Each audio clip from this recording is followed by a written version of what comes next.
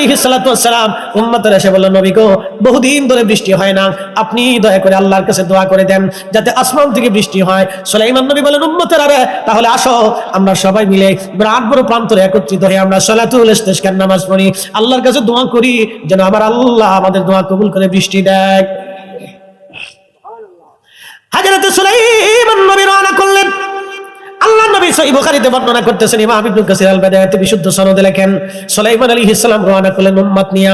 কিছু দূর যাওয়ার পরে দেখে সুলাইমান একটা ব্যাঙ দুই পায়ের উপরে ভর দিয়া, ব্যাঙের দুইটা হাত আল্লাহর আসমানে বাড়াই দিয়া আল্লাহরে বলে, ইয়া রাব্বি, আমরারে ব্যাঙ বানাইছো, পানি ছাড়া বাঁচতে পারি না আল্লাহ, পানি ছাড়া ভালো লাগে না, বহুদিন তুমি বৃষ্টি দাও না গো আল্লাহ, আল্লাহ আমরারে ব্যাঙ বানাইছো, তোমার মাখলুক বানাইছো আল্লাহ, তুমি বৃষ্টি না দিলে কোথায় বৃষ্টি পাবো আল্লাহ, আল্লাহ বৃষ্টি দিয়ে আমাদের কলিজা ঠান্ডা বানাও, বৃষ্টি ছাড়া আমরা ব্যাঙ বাঁচতে পারি না, আল্লাহ পানি দাও।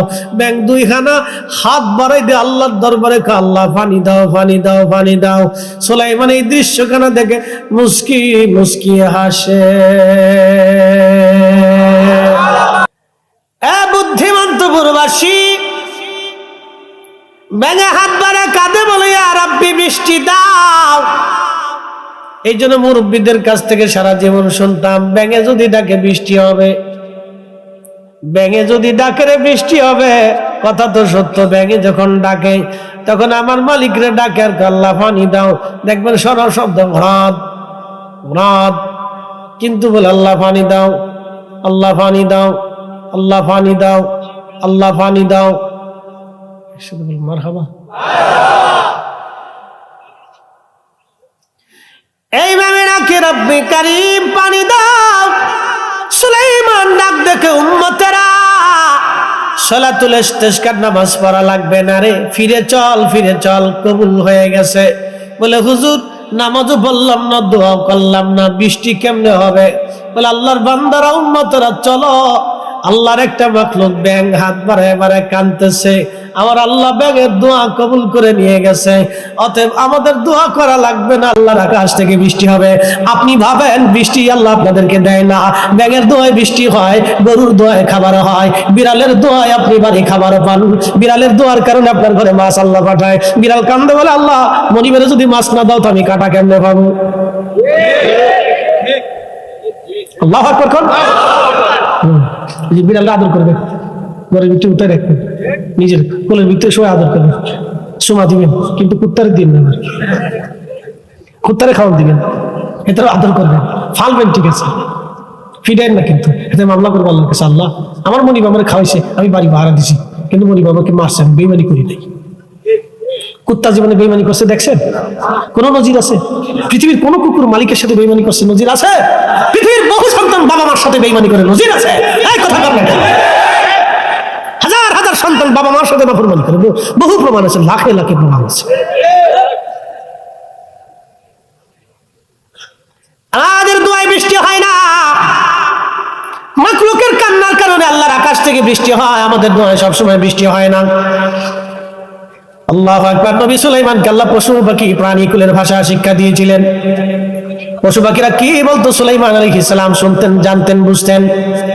সব নবীদেরকে আল্লাহ যত মুজিজা দিয়েছে, সব নবীদেরকে আল্লাহ যত মুজিজা দিয়েছে, আমার নবীকে আবার আল্লাহ তার চাইতে 70 গুণ বেশি দিয়েছে। না না হয় না, কৃপণতা হচ্ছে, জোরে বলেন আল্লাহু আকবার। নবীজি যা হরিণ একটা বাধা, ইমাম বাইহাকি দালাইলুন নবুওয়াতে বিশুদ্ধ সনদে ঘটনা লেখছে। বাংলাদেশের কিছু সূরা আছে, কিছু সূরা মৌলবী কয় জাল হাদিস, ওর জালের গোষ্ঠী কিলাই রে বেটা, নবীর মুসাম্মান আর মুজেজার কথা আসলে খালি জাল হাদিস টুকায়। ইমাম বাইহাকি দালাইলুন নবুওয়াতে বিশুদ্ধ সনদে হাদিস খানা লেখেন, হরিণের পাশ দিয়ে নবীজি যাচ্ছে, হরিণ একটা বাধা, নবীজিকে সালাম দিল, আসসালাতু ওয়াসসালামু আলাইকা ইয়া রাসূলুল্লাহ। নবীজি সালামের জবাব দিয়ে বলেন, হরিণ সালাম কেন দাও? বলে, ইয়া রাসূলুল্লাহ মনের একটা বিরাট দুঃখ আপনার কদমে জানাবো। বলো হরিণ কি চাও? বলে, হুজুর আমাকে একজন ব্যক্তি ধরে নিয়ে আসছে জঙ্গল থেকে, নবী গো বেঁধে রেখে দিয়েছে আমাকে। হুজুর পাহাড়ের ওই পাশে, পাহাড়ের জঙ্গলে আমার 2টা বাচ্চা আছে, ওরা দুধের জন্য কাঁদতেছে গো নবীজি। আমি মা হরিণ, আমার বাঁধনটা খুলে দেন, আমি আমার বাচ্চাদেরকে দুধ পান করাই আবার ফিরে আসবো। চিৎকার করে ধরে বলেন না ইয়া রাসূলুল্লাহ। শ্রেষ্ঠ নবী দিলাম রে তরিয়ে নিতে রোজা পথ না ভুলি, তাই তো দিলে পাক কুরআনের বাণী, খুদা তোমার মেঘের বাণী। হরিণ কাদের বলে, হুজুর মেহেরবানি করে আমার বাঁধন সিরিঞ্জ খুলে দেন, আমি আমার বাচ্চাদেরকে দুধ পান করে আবার আপনার কাছে ফিরে আসবো। হরিণ কাঁদে বলে, হুজুর আমার দুইটা বাচ্চা আমি দুধ পান করাবো, ওরা কান্না করে। নবী গো, আমার বাচ্চাগুলি বড় ক্ষুধার্ত যুবক রে, মা কি জিনিস একটা হরিণ থেকে বুঝে যাও, মা কি জিনিস। একটা হরিণের কলিজার ভিতরে বাচ্চার প্রতি এত বড় দরদ আমার আল্লাহ দিলেন। হরিণ জানে পৃথিবীর কেউ আমার ভাষা বুঝবে না, কিন্তু আমার পাশ দিয়ে যিনি যাচ্ছেন রাহমাতুল লিল আলামিন, তিনি আমার দরদ বুঝবে, ভালোবাসা বুঝবে, আমার বিপদ বুঝবে। এই জন্য দুনিয়ার মাখলুক যারা আছে তাদেরকে আদর করতে হয়। আপনি যদি আপনার বাড়ির গরুটাকে আদর না করেন, মারেন, পিটান, কিয়ামতের ময়দানে সে আল্লাহর দরবারে আপনার বিরুদ্ধে মামলা করবে। আপনার বাড়ির পশু পাখিরে যদি আদর না করেন, খাবার যদি না খাওয়ান, কিয়ামতের ময়দানে মামলা করবে। রব্বি, দুনিয়ার মানুষের অধীন বানাইছিল, আমার মালিক আমারে খাবার দেয় নাই, আল্লাহ আমাকে মারছিল, মামলা দিলাম, বিচার আমি আজকে চাই। আল্লাহ বলেন, মালিক ইয়াউমিদ্দিন, আমি বিচার দিনের মালিক, বিচার দিনের মহাবিচারপতি, আমি একেবারে চোর টু চোর, পাই টু পাই সেই দিন বিচার করে দিব। আমি আল্লাহ সেই দিন ন্যায় বিচার প্রতিষ্ঠিত করব। আমি আল্লাহর আদালত থেকে ন্যায় বিচার ছাড়া কেউ যাবে না। চিৎকার মেরে যারা বলেন না মারহাবা। পৃথিবীর আদালতে বহু গরিব মানুষ বিচার পায় না, বহু গরিব দুনিয়ার আদালতে বিচার পায় না। বলে কারণ কি? পয়সা নাই। আসতে হলো কেন? জোরে বলে। পয়সা না হওয়ার কারণে সামাজিক ভাবে সে কাউকেই পাশে পায় না, তার কথা কেউ বলে না, তার পক্ষ কেউ নেয় না, আদালত পর্যন্ত নেয় না, প্রশাসন মুখ ফিরাইয়া নেয়। কারণ পয়সা নাই, সামাজিক তার কোনো অবস্থান নাই, রাজনৈতিক ভাবে কোনো অবস্থান নাই, বিনায় দরিদ্র মামলার বিচার পায় না। কিন্তু আমার আল্লাহ ডাক দিছে, আমার বান্দা ফিরে আসো তুমি, অবশ্যই আমি রব তোমারে ফয়সালা করে দিব। কঠিন হেসরের ময়দানে আল্লাহ বিচার করবে। আহা, সেই দিন পাগলের বিচার হবে, ধনীর বিচার হবে। আল্লাহর কাঠগড়ার সামনে সমস্ত মানব জাতি মাথা নিচু করে থরথর থরথর করে কাঁপতে থাকবে। কোটি কোটি বছর ধরে তারা আসামি হয়ে দাঁড়ায় থাকবে, বস্ত্রহীন থাকবে। পৃথিবীর কোটি কোটি টাকার মালিক বস্ত্রহীন হবে। প্রেসিডেন্ট পুতিন, জো বাইডেন আর ট্রাম্প বলেন, শি জিনপিং বলেন, সৌদির বাচ্চা বলেন, পৃথিবীর বড় বক্তা বলেন, আর বড় জনপ্রিয় ব্যক্তি বলেন, কিয়ামতের ময়দানে উলঙ্গ উলঙ্গ উলঙ্গ সবাই থাকবে বস্ত্রহীন, নারী আর পুরুষ বলেন, সবাই সেদিন বস্ত্রহীন। আমার রাসূলকে আমার আল্লাহ বেহেশতের পোশাক পরাইয়া, জান্নাতি মুকুট পরাইয়া, আর সে আল্লাহর ডানে মাকামে মাহমুদে উত্তম চেহারে আমার আল্লাহ বসে দেখাবে। হাসরবাসী দেখ, মানব জাতি দেখ, ও জিন জাতিরা দেখ, ও ফেরেশতা জাতি দেখ, ও মাখলুকরা দেখ, আমি আল্লাহর পছন্দের মেহবুব, আমার হাবিব, আমার বন্ধু, আমার নবী, আমি তার আজকে মহা সম্মানে উত্তম মুকুট পরাইয়া, জান্নাতের শ্রেষ্ঠ পোশাক পরাইয়া, আমি আরশে আল্লাহর ডান পাশে মাকামে মাহমুদের স্থানে বসাইয়া আমি আমার নবীকে আজকে সম্মান দিলাম। তোরা দেখ দেখ, এ মসজিদের দলের আমার রাসূলের ইজ্জত নিয়ে তোরা দুনিয়াতে সিনেমিনি খেলছিলি, আমার রাসূলের শানকে তোরা ছোট ছোট করে দেখেছিলি। আজকে তোরা দেখ, আমি আল্লাহ আমার রাসূলের সম্মানকে কত বুলন্দ করে দিয়েছি। আজকে এই স্থানে কারো আসার অনুমতি নাই, পৃথিবীর সব আজকে আমার। আল্লাহু আকবার, ওয়ালিল্লাহিল হামদু, বিসমিল্লাহির রাহমানির রাহিম।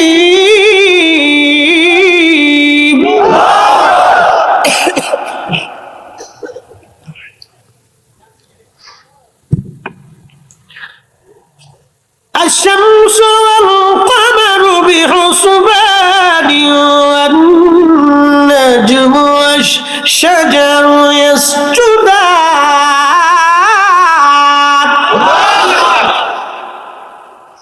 রব্বুল আলামিন বললেন, হাবিব উম্মতকে জানিয়ে দেন, সূর্য আমি আল্লাহর আইনে চলে, চাঁদ আমি আল্লাহর আইনে চলে, গাছ আমি আল্লাহর আইনে চলে, तमाम সৃষ্টিগুলি আমি আল্লাহর আইনে চলে। আলাম তারা, আপনি কি দেখেন নাই নবী, আন্নাল্লাহ ইয়াসজুদু লাহু মান ফিস সামাওয়াতি ওয়া মান ফিল আরদ। নবী গো, আপনি কি দেখেন নাই, আসমান ও জমিনের ভিতরে যাহা কিছু আছে সব আমি মালিকের সেজদা দেয়। আশ-শামসু ওয়াল কমারু ওয়ান নুজুমু ওয়াল জিবালু ওয়াশ শাজারু ওয়াদ দাওয়াবু ওয়া কাসীরুম মিনান নাস।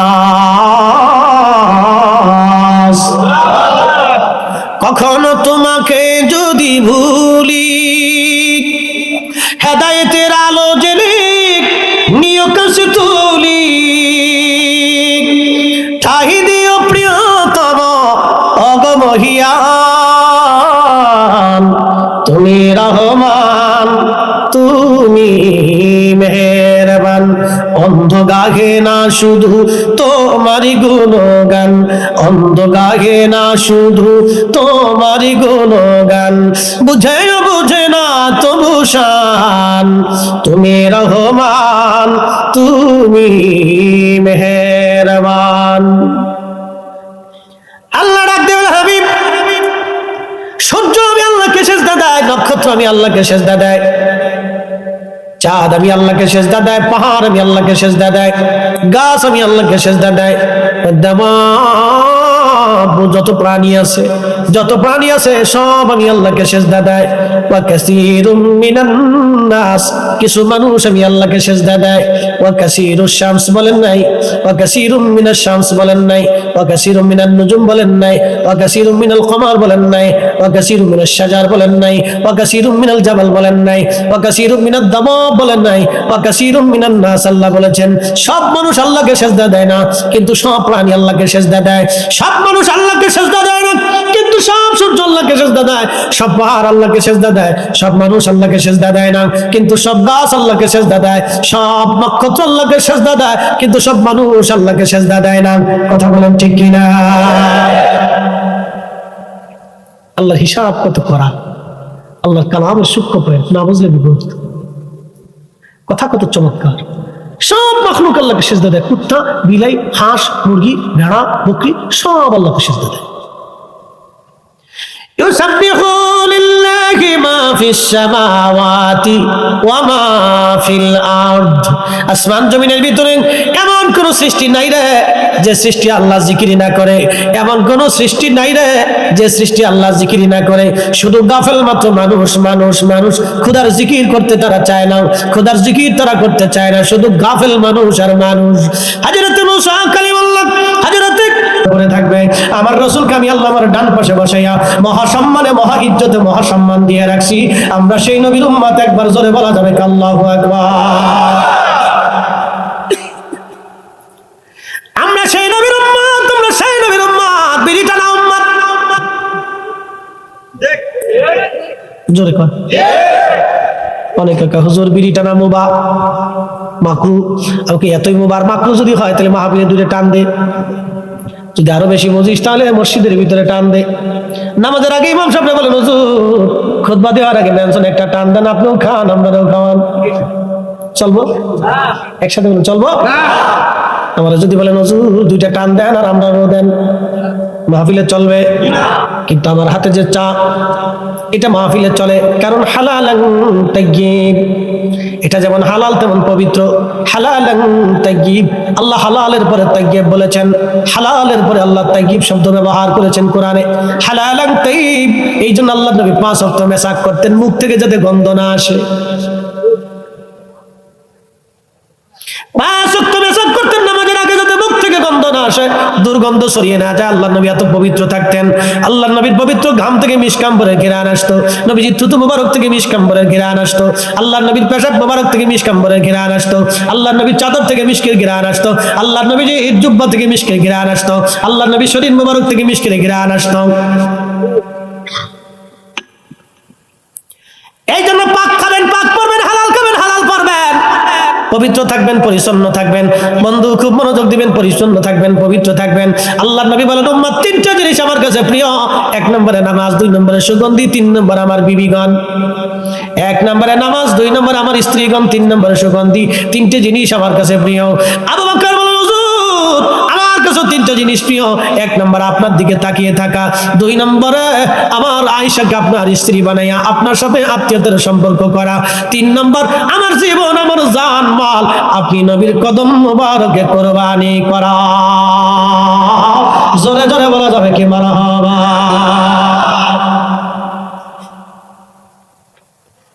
হরিণ কাদের বলে হুজুর আমি জানি আপনি ছাড়া আমাকে কেউ আজ বাঁচাইয়া আমাকে ছাড়বে না গো নবীজি।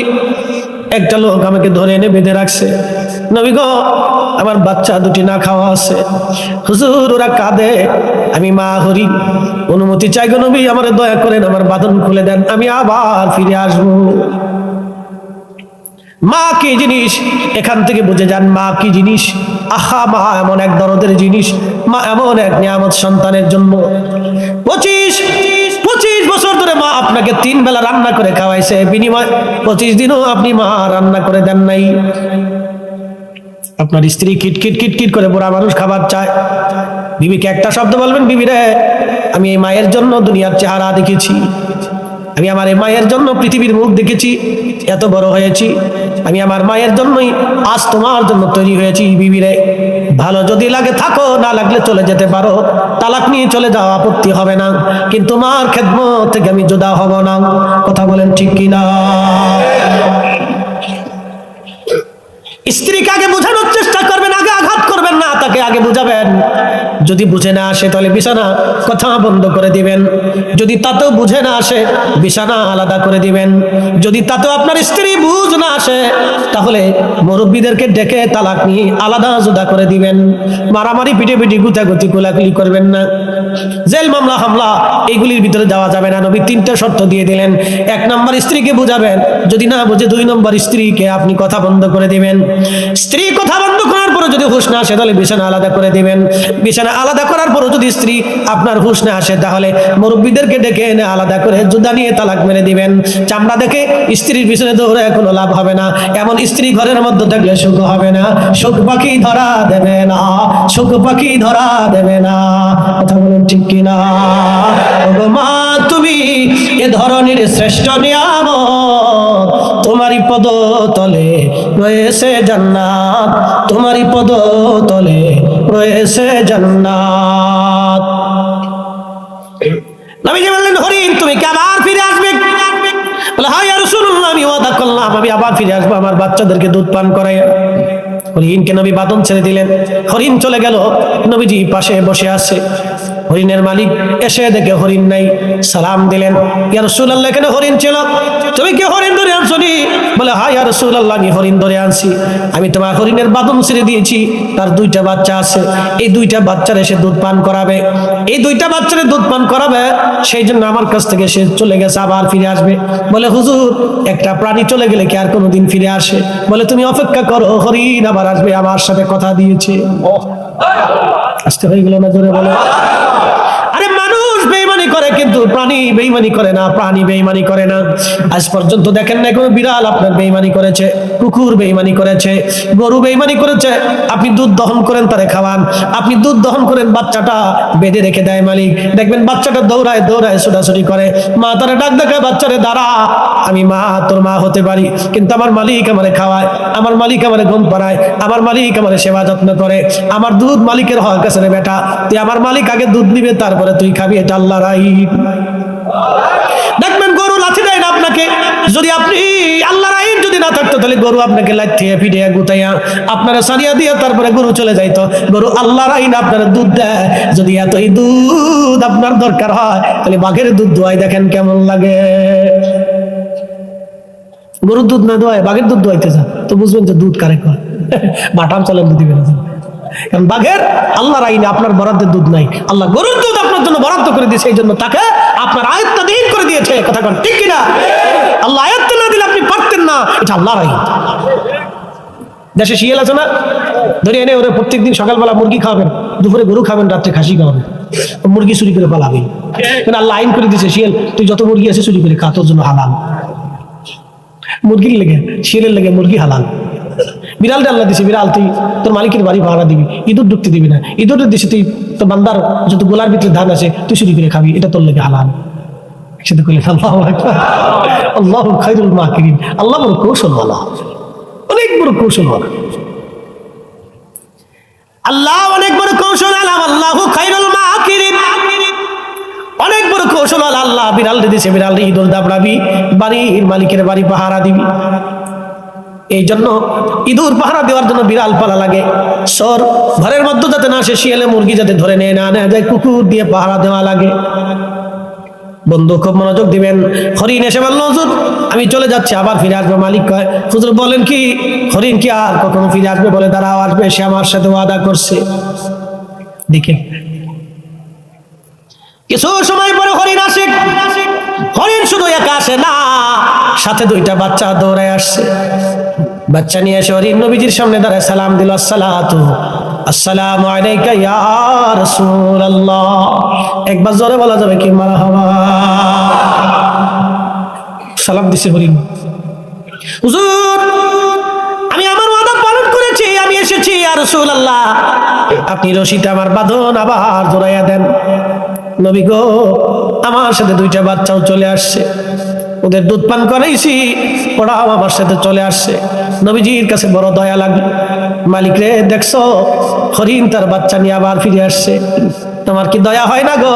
ছেড়ে কি দিতে পারো না? মুক্ত করে দাও। মালিকের মনে মায়া লাগলো, বলি ইয়া রাসূলুল্লাহ, হরিণ আপনার সাথে ওয়াদা পালন করেছে, প্রিয় নবী আমি হরিণকে মুক্ত করে দিলাম। হরিণকে নবী বলেন, হরিণ চলে যাও তোমার বাচ্চা নিয়ে, তোমাকে মুক্ত করে দেওয়া হলো। হরিণ সালাম দিয়ে দি খুশি মনে বাচ্চা নিয়ে, হরিণ আনন্দ চিত্তে লাফায় লাফায় বাচ্চা নিয়ে জঙ্গলের মধ্যে চলে গেল। তিনি আমাদের নবী রাহমাতুল লিল আলামিন। একবার জোরে বলা যাবে কি ইয়া রাসূলুল্লাহ? ওরে রাহমাতুল লিল আলামিন, আপনি উম্মতের জাবিন, গুনাহগারের অতি আপনজন, আল্লাহর নবী, নূরের নবীও আপনি, নবী আমার জীবনের জীবন। মুসলমান, বুদ্ধিমন্ত প্রবাসী মৌলভী বাজারের মুসলমান, মনোযোগ দিয়ে কথাগুলি শুনবেন। আজ হযরত সুলাইমান আলাইহিস সালাম মাখলুক দোয়া করে বৃষ্টি হয়ে গেল। হযরত মূসা আলাইহিস সালাম তুর পাহাড়ে যা আল্লাহর সাথে কালাম করার জন্য একদল হাঁস সামনে দাঁড়ায় গেল। হুজুর বৃষ্টির বড় অভাবে কষ্ট হচ্ছে, বহুদিন পানি হয় না গো মূসা কালিমুল্লাহ, আল্লাহকে বলেন যাতে আল্লাহ বৃষ্টি দিয়ে দেয়। হযরত মূসা কালিমুল্লাহ রওনা করলেন। ঠিক আছে হাঁস, তোমাদের আবেদন আল্লাহর কাছে জানাবো, দেখি আমার রব কি ফরমান দেয়। মূসা কালিমুল্লাহ চলে গেলেন তুর পাহাড়ে। ৩,৫০০ সিঁড়ি পেরিয়ে মূসা আলাইহিস সালাম তুর পাহাড়ের মাথায় উঠতেন। ৩,৫০০ সিঁড়ি, একসাথে বলবেন না মারহাবা? ৩,৫০০ সিঁড়ি পেরিয়ে মূসা নবী তুর পাহাড়ের চূড়ায় উঠে আল্লাহর সাথে কালাম করলেন। বললেন, ইয়া রব, কিছু হাঁস তোমার মাখলুক বৃষ্টির আবদার করেছে, আল্লাহ যদি পারেন দয়া করেন। আমার আল্লাহ বললেন, মূসা রে, আমি আল্লাহর বাজেটে আগামী ১ মাসের জন্য মিশরের জমিনে বৃষ্টি কোনো বাজেট নাই। ওই আমার দিকে তাকা, এই যে সামনে বারাত আসতেছে, লাইলাতুল বারাত, এই বারাতের রাত্রিবেলা কারো ভাগ্য পরিবর্তন হবে, কারো হায়াত শেষ হয়ে যাবে, কারো সন্তান আসবে, কারো সন্তান মরে যাবে। এই রাত্রিবেলা আমার রব, আমার আল্লাহ বারাতের রাত্রি আমার আল্লাহ লিপিবদ্ধ করেন, আর কদরের রাত্রিবেলা দায়িত্বপ্রাপ্ত ফেরেশতাদের হাতে বর্তানো হয়। এটা অনুমোদন বিল পাস হয় কদরের রাত্রে, আর পার্লামেন্টের আলোচনা হয় বরাতের রাত্রে, আর অনুমতি হয় কদরের রাত্রে। তকদীরের লেখালেখি হয় বরাতের রাত্রে, আর অনুমতি হয় কদরের রাত্রে, বন্টন হয় কদরের রাত্রে। দুটো রাতই খুব গুরুত্বপূর্ণ। যারা বলবে এই রাত্রিবেলা ঘুমান, কোনো ইবাদত নেই, বুঝবেন ওটা শয়তান। হ্যাঁ আসতে বলেন, জোরে বলেন, এটা কি শয়তান? শয়তান, শয়তান, ও শয়তান টুপি মাথায় দিয়ে শয়তানি করতে আসছে। আজাজিলে কয়, চাচা তুই থাকতে আমার কোনো আর চিন্তা নেই, তোর মতো এরকম দোস্ত আগে ছিল নাকি? এই ১৪০০ বছর পরে তোরা কোথার থেকে আমদানি করলি? হ্যাঁ, ১৪০০ বছর ধরে মুসলমানরা এই রাত্রিবেলা ইবাদত করলো, তো আমার সাথে তোরা বড় শয়তান রে। আসতে বলেন, জোরে বলেন, তোরা আমার চেয়ে বড় শয়তান। তোরা যে কাজ করে দিলি টুপি মাথায় দিয়ে, আমি সারা জীবনে পারছি না সে কাজ। বাংলাদেশের কত মসজিদ যে তালা মারা হবে তার হিসাব নাই। আরে আল্লাহর ঘর মসজিদ যদি বরাতের রাত্রে তালা মারা হয়, সেই তালা ভেঙে দাও, ওই কমিটি জুতা দিয়ে বাইরে মসজিদ থেকে তাড়ায় দাও। নাফরমান বেদাতের দোহাই অসংখ্য মুসলমানের ঈমানকে নষ্ট করতেছে। বেদাতের দোহাই দিয়ে এই রাত্রির ক্ষমা থেকে অসংখ্য মুসলমানকে মাহরুম করতেছে বেদাতের দোহাই দিয়া। শয়তানে চিন্তা করে, বাপ কত বড় সিটার, ৯ লক্ষ বছর খোদার ইবাদত করছি, সিটারি করিনি, আর ৬০ বছরের জিন্দিগি পেয়ে কত বড় সিটারি শুরু করছে, ওরা আমার ফেল করে ফেলছে। এই রাত্রের ফজিলত নিয়ে 13টা হাদিস আসছে, জয়ীফ সহি হাসান দিয়ে 13টা হাদিস, একসাথে বলবেন না মারহাবা? 13 জন সাহাবী থেকে হাদিস বর্ণিত হয়েছে। 13 জন সাহাবী কি মিথ্যা বলতে পারে ভাই? একসাথে বলবেন, কথা বলেন, জোরে বলেন। 13 জন সাহাবী একটা রাতের মর্যাদা নিয়ে বক্তব্য দিল। শয়তানের দল 1450 বছর পরে এসে বেদাতের দোহাই দিয়ে মসজিদ তালা মারি থুয়ে দিয়েছে। তালা ভেঙে দাও আর ও কমিটি জুতা দিয়ে বাইরে মসজিদ থেকে তাড়াই দাও। আসতে বলেন, জোরে বলেন। ওরা আজ পর্যন্ত একটা প্রতিতালার তালা লাগাইতে পারে নাই, একটা এনজিওর দোকানে তালা মারতে পারে নাই। ওরা খোদার ঘর মসজিদে রাতের রাতে তালা মারা শয়তান, কথা বলেন ঠিক কিনা? ওরা আল্লাহ মসজিদ তালা দেওয়ার জন্য টেন্ডার দেয় নাই, এই টেন্ডারে আল্লাহকে দেয় নাই। এগুলা মুসলমানদের ভিতর বিভেদ তৈরি করে অশান্তি, বিশৃঙ্খলা, ফাসাদ সৃষ্টি করার জন্য। কষ্ট হচ্ছে না আপনাদের? ওই তো আর ওই তো 1 ঘন্টা হয়ে গেছে, কিন্তু সারা রাত ওই তো নি তাহাজ্জুদের সময় চলে এখন, তখনও যদি কোন ওই তো আল্লাহু আকবার, আল্লাহু আকবার ওয়ালিল্লাহিল হামদু, বিসমিল্লাহির রাহমানির রাহিম।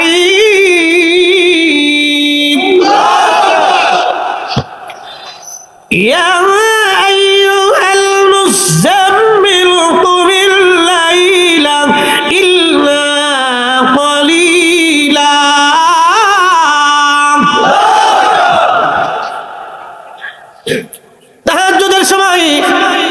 খুবই মনোযোগের সাথে কথাগুলি শুনবেন।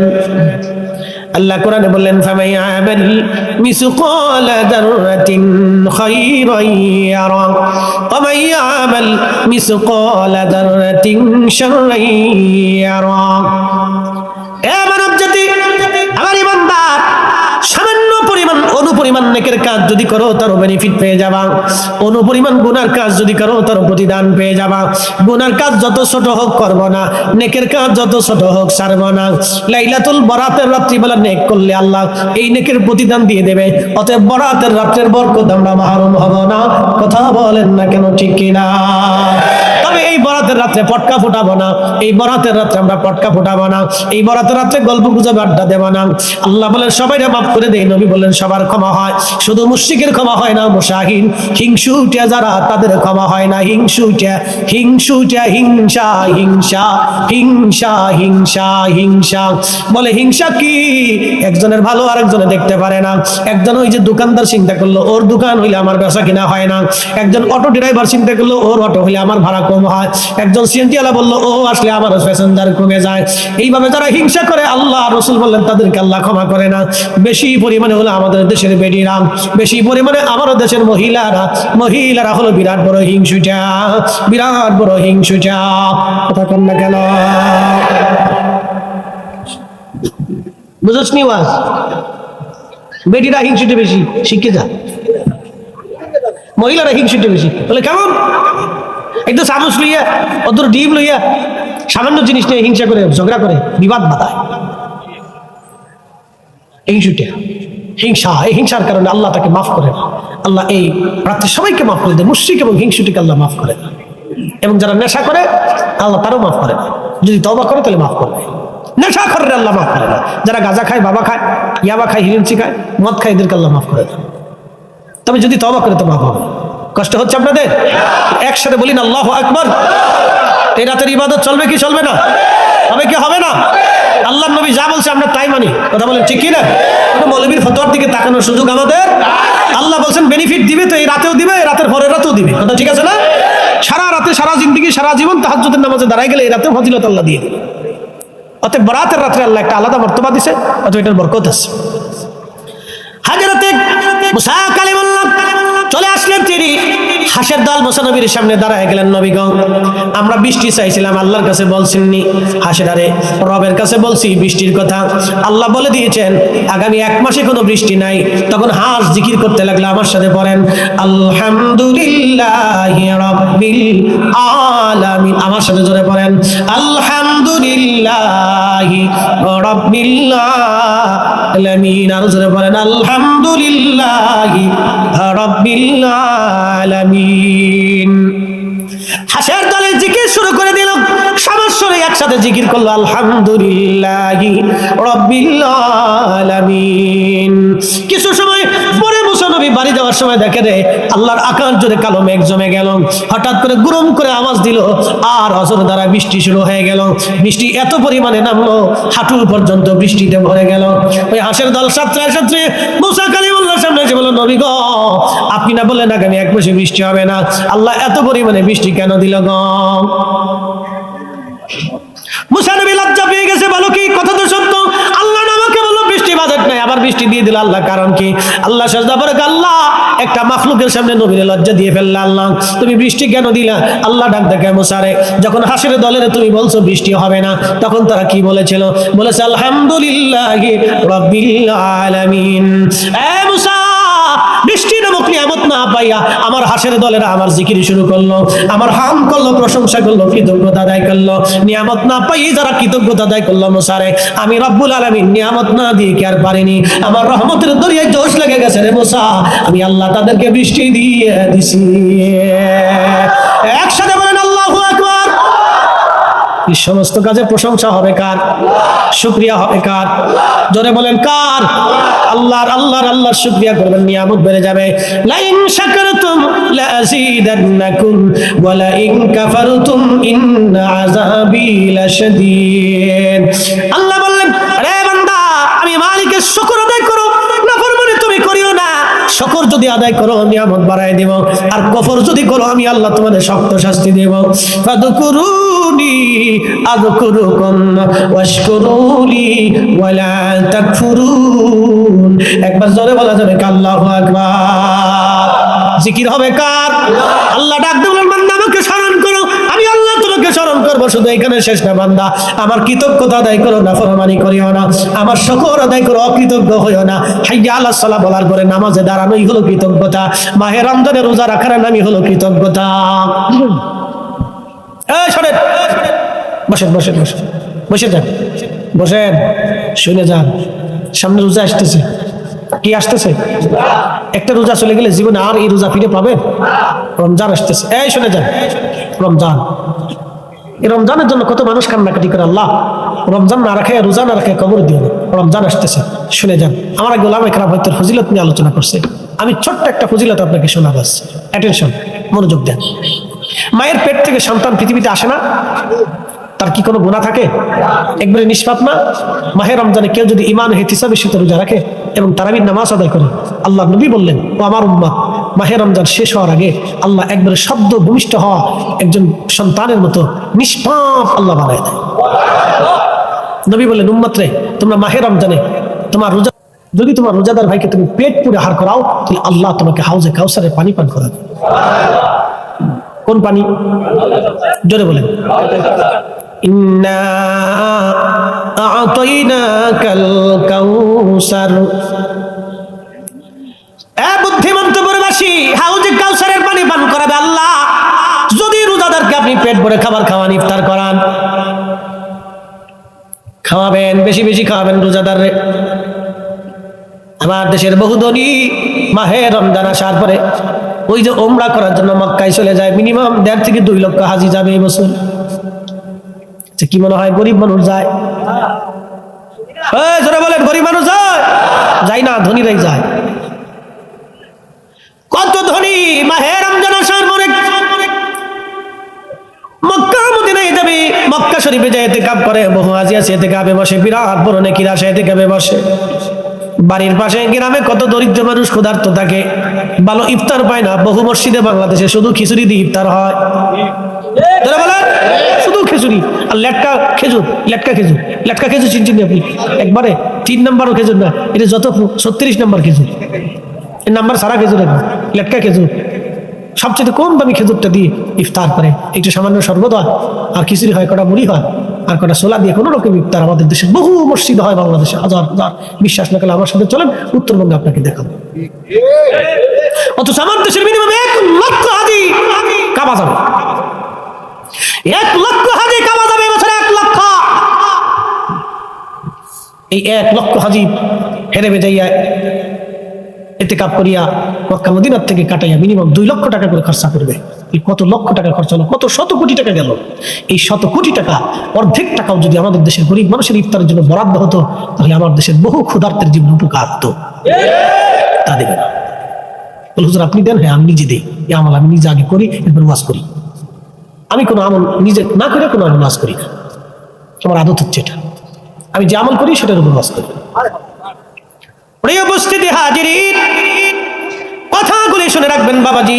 হাজার হাজার ধনী বাংলাদেশে মাহে রমজানে ইফতার করে, মাহে রমজানে মক্কা মদিনায় দৌড়ায় বহু হাজি, কিন্তু গ্রামের মানুষদেরকে তারা খাওয়ায় না, ইফতার দেয় না। কত গরিব মানুষ।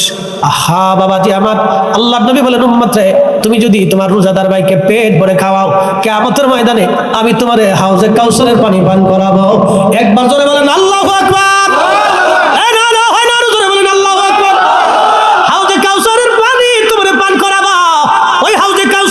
আল্লাহ বলেন ইন্না আ'তাইনাকাল কাউসার, নবী গো কাউসার আপনাকে দিয়ে দিলাম। কাউসার কি? সাহাবীরা বলেন হুজুর হাউজে কাউসার কি? বলে কাউসার হলো জান্নাতের একটা নদী, নদীর নিচ দিয়ে থাকবে জহরত মণিমুক্তা দিয়ে বানানো, নদীর পানি হবে মিষ্কের চাইতে গ্রাম, দুধের চাইতে সাদা, মধুর চাইতে মিষ্টি, আর এই নদীর দুই ধারে থাকবে স্বর্ণ দিয়ে নির্মাণ করা, পান পেয়ালা জমরত মণিমুক্তা দিয়ে বানানো থাকবে। আকাশের যত নক্ষত্র হবে, পান পেয়ালা পেয়াগুলি তত তত নক্ষত্র সমতুল্য হবে। সাহাবীরা রে, এই জান্নাতের নদীটা হাসরের ময়দানে কিয়ামতের ময়দানে আল্লাহ প্রবাহিত করাবে। সাহাবীরা রে, এই নদীর পাশে পাখি থাকবে এত সুন্দর, যা চোখ কোনোদিন দেখে নাই, হৃদয় কখনো কল্পনা করে নাই, এত সুন্দর। আমি মেরাজের রাত্রিবেলা জান্নাত ঘোরার সময় আমি নবী নিজে হাউজে কাউসারের পানি হাতে হাতে আসছি, এত সুন্দর পানি। সাহাবীরা রে, কিয়ামতের ময়দানে আমি এক পেয়ালা পানি পান করাবো, বেহেশতে যাওয়ার আগ পর্যন্ত আমার উম্মতের আর কখনো পিপাসা লাগবে না, লাগবে না, লাগবে না, লাগবে না। এই হাউজে কাউসারের পানি যদি পান করতে চান, রোজাদাররে পেট ভরে খাওয়ান, রোজাদাররে পেট ভরে খাওয়ান।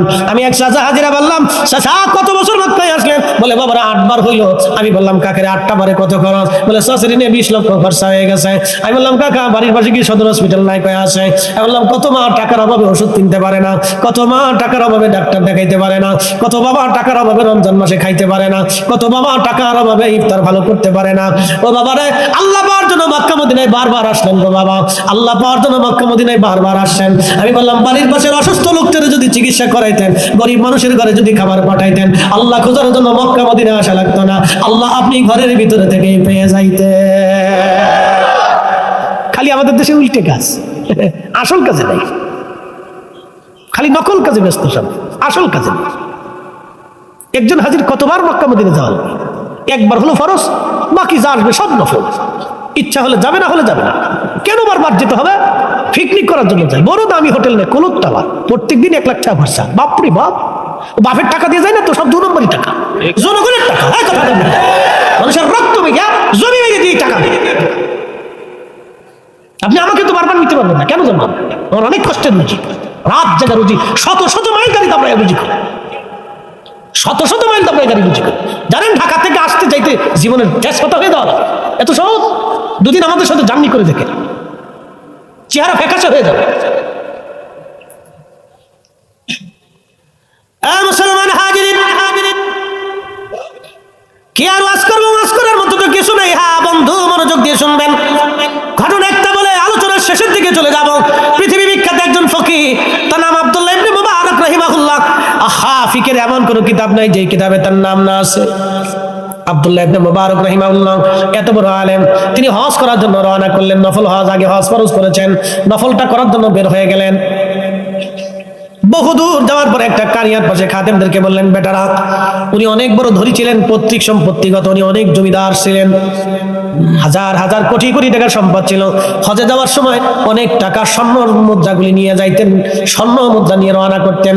ওনার আদত ছিল মক্কায় যাওয়ার পরে কোনো হাজি সম্বল হারাইলে হাজিদেরকে তিনি মক্কা মদিনায় হাজিদেরকে সাহায্য করতেন, সম্বল হারাইলে।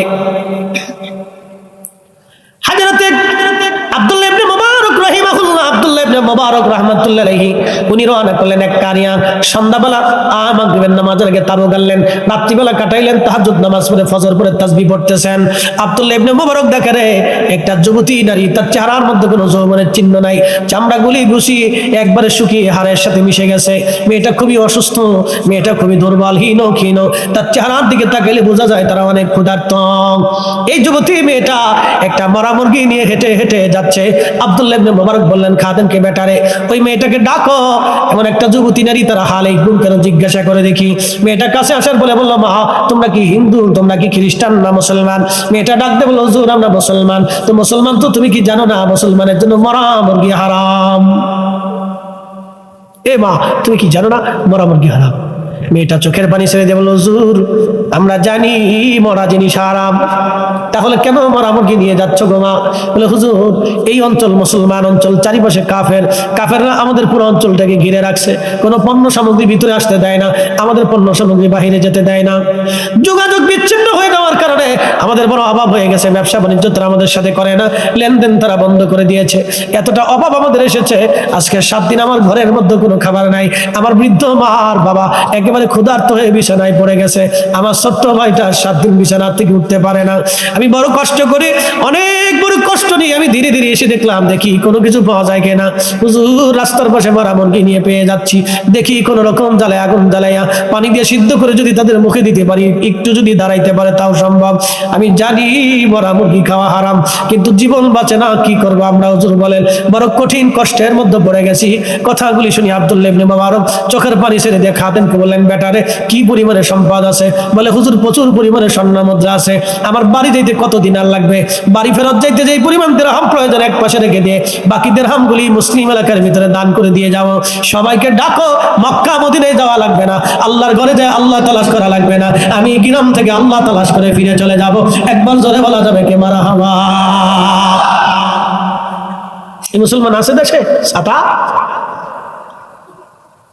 নাই, খালি মক্কা মদিনা দৌড়াইবো রমজান মাস আসলে, বিরাট নেকির কাজ। কিন্তু গ্রামের মানুষে খাবার দেয় না, দেয় না। আমি এক ভদ্রলোক, আমার ঢাকাতে আল্লাহ মাফ করুন, বহু সম্পদের মালিক, 35 না 52টা বাড়ি আছে। বললো, চাচা মসজিদে একদিন ইফতার দিয়ে যান, কয়েকদিনের জন্য ওমরাই যাবেন। তো যা দিছে এটার বলার দরকার নেই, আর যেটা বদ দিছে এটার বলার দরকার নেই, যা দিছে তো দিছে। বুঝতে পারছো? ইস আল্লাহ বললেন, আমার একজন রোজাদারকে যদি তুমি পেট ভরে খাওয়াইতে পারো, হাউজে কাউসারে তোমাকে পানি পান করাবো। একসাথে বলেন আল্লাহু আকবার। হাউজে কাউসারে তোমার পানি পান করে দেবো, আল্লাহ রাসূল বলে দিলেন, যা পানি পান করে দাও। ইফতার করাবেন না? জোরে বলেন, আর একটু জোরে বলেন। একজনকে খাওয়াইলে কয় রোজার সওয়াব?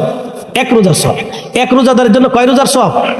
জোরে বলেন, 1 রোজার সওয়াব। একসাথে কেন মারহাবা? কয় রোজার সওয়াব? 1 রোজা। 1 রোজাদারকে খাওয়াইলে 1 রোজার সওয়াব। 100 রোজাদারকে খাওয়াইলে 100 রোজার সওয়াব। 1000 রোজাদারকে খাওয়াইলে 1000 রোজার সওয়াব। রোজা হোক বা না হোক নেকি হয়ে যাবে যদি ইফতার হালাল হয়। খাওয়াইবেন, খাওয়াইবেন, রোজাদারকে খাওয়াবেন। যদি সম্ভব হয় তো গরিব মানুষ ডেকে এনে খাওয়াবে, যদি সম্ভব হয় গরিব মানুষ ডেকে এনে খাওয়াবে, আর নাহলে গোপনে বাড়িতে খাবার দিয়ে আসবে। শেষ, ওয়াজ শেষ, বাইক চলে যান। বাইক চলে যাওয়ার আওয়াজ দরকার নেই, বহুত ওয়াজ দিচ্ছি, শেষ করে দেবো ইনশাল্লাহ রাত 3টে বাজে। জিকির হয়তো ঠিক আছে, আমরা একটু নবীজিকে সালাম দিব, তারপরে জিকির হইব ইনশাল্লাহ। আল্লাহ কবুল করুন। আসেন নবীজিকে দাঁড়ায় সালাম জানাই, ইয়া নবী সালাম আলাইকা, রাসূল সালাম আলাইকা, ইয়া হাবিব কালেমা নাম সুরুজা পথের সম্মান করিয়া সামনে চলবে অবুঝ মন রে, আল্লাহ আল্লাহ বলিয়া, আল্লাহ বিনে নাই রে ও পায়, আল্লাহ বিনে নাই রে ও পায়, দেখ শনি মন ভাবিয়া ডুবলো বেলা দেখনা চাহিয়া, আল্লাহ আল্লাহ আল্লাহ আল্লাহ আল্লাহ আল্লাহ আল্লাহ আল্লাহ আল্লাহ আল্লাহ আল্লাহ আল্লাহ আল্লাহ বজমৌরি ডুবলো বেলা দেখনা চাহিয়া, আল্লাহ পর পারের ডাক পড়িলে, পর পারের ডাক পড়িলে পার হবে তুই কি দিয়া, বরে পার হবে তুই কি দিয়া, बोलो वाला देखना चाहिए या अल्लाह अल्लाह अल्लाह अल्लाह अल्लाह अल्लाह अल्लाह अल्लाह अल्लाह अल्लाह अल्लाह अल्लाह अल्लाह अल्लाह ला इलाहा इल्लल्लाह मुहम्मदुर रसूलुल्लाह सल्लल्लाहु अलैहि वसल्लम। বুদ্ধিমন্তপুর বহিঃসন্ন ইসলামী যুব সংস্থার উদ্যোগে হযরত আল্লামা মহিউদ্দিন আল কাদরি রাহমাতুল্লাহ লিসান সওয়াব উপলক্ষে দ্বিতীয় বার্ষিক ইসলামী সুন্নি মহাসম্মেলনের সম্মানিত সভাপতি বুদ্ধিমন্তপুর কেন্দ্রীয় জামে মসজিদের মোহতারাম খতিব হযরত আল্লাহ মাওলানা সৈয়দ আব্দুল কাদের বিলালী সাহেব মুদাজ্জিলুল আলী, আজকের সম্মানিত আলোচক বৃন্দ, সম্মানিত অতিথিবৃন্দ, জনাব মাওলানা কারি রুহুল আমিন সিদ্দিকী সাহেব, মাওলানা কারি মিজানুর রহমান আজিজি সাহেব, আমার আগে আলোচনা করেছেন জনাব হযরত মাওলানা আব্দুল ওয়াদুদ সিদ্দিকী সাহেব হবিগঞ্জি, সকল আমন্ত্রিত ওলামায়ে কেরাম, গণ্যমান্য ব্যক্তিবর্গ, সম্মানিত মুরব্বী, কলিজার টুকরো যুবক, পর্দানিশীল আমার সম্মানিত মা বোনেরা, শুকর এবং সুজুদ সে আল্লাহর জন্য যিনি তাহাজ্জুদের সময় পর্যন্ত আমাদেরকে বসে থাকার ধৈর্য দিয়েছেন। সেই জন্য আল্লাহর আসমানে একসাথে শুকরিয়া আদায় করে বলি আলহামদুলিল্লাহ। আরো শুকর করি সে আল্লাহর যিনি সর্বশ্রেষ্ঠ নবী, সর্বকালের সর্বশ্রেষ্ঠ মহামানব, ইমামুল মুরসালিন রাহমাতুল লিল আলামিন, আল্লাহর মেহবুবের উম্মত হিসেবে আল্লাহ আমাদেরকে মঞ্জুর করেছেন। সেই জন্য আল্লাহর আসমানে আমরা একসাথে শুকরিয়া আদায় করে বলি আলহামদুলিল্লাহ। প্রিয় উপস্থিতি, আল্লাহ হচ্ছেন রব, যিনি লালন পালন করতে বলা, আমাকে দিয়ে আপনাকে, আপনাকে দিয়ে আমাকে, সন্তানকে দিয়ে বাবা মা, বাবা মাকে দিয়ে সন্তান, আল্লাহ লালন পালন করে, পালন করতে বলা।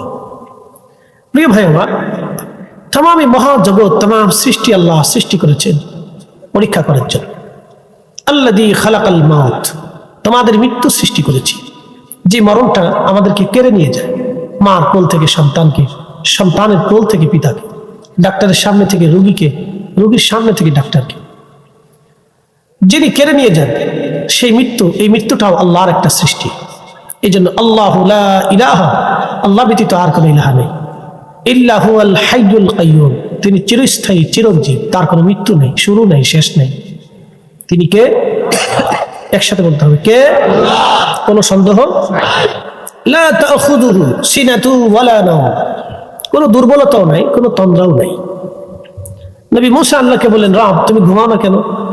কেন ঘুমাই না, তুমি কি জানবে? বলে হ্যাঁ, জানতে খুব ইচ্ছা হয়। আল্লাহ বলেন, তাহলে পেয়ালা হাতে পানি নিয়ে দাঁড়িয়ে থাকো। তো দাঁড়িয়ে থাকতে থাকতে থাকতে থাকতে দুর্বলতা আসলো, তন্দ্রা এসে গেল, ঘুমের ঝিম আসার সাথে হাত থেকে পেয়ালা পড়ে গেল, ভেঙে গেল। আল্লাহ বলেন, মুসা কি জন্য ঘুমাই না কি বুঝছো? আল্লাহ বুঝিনি। বলে সামান্য তন্দ্রায় তোমার হাত থেকে পড়ে সব ভেঙে গেল, মিসমার হয়ে গেল পেয়ালা। আমি মালিক যদি তন্দ্রা দিই তাহলে সৃষ্টি সব মিসমার হয়ে যাবে। চাঁদের জায়গা চাঁদ থাকবে না, সূর্যের জায়গা সূর্য থাকবে না, নক্ষত্রের জায়গা নক্ষত্র থাকবে না, সাগরের জায়গা সাগর হবে না, আকাশের জায়গা আকাশ থাকবে না, আধারের জায়গা আধার হবে না, আলোর জায়গা আলো হবে না। সে রবের নাম কি? একসাথে বলে, আইন মানব কার? বিধান চলবে কার? কোনো সন্দেহ?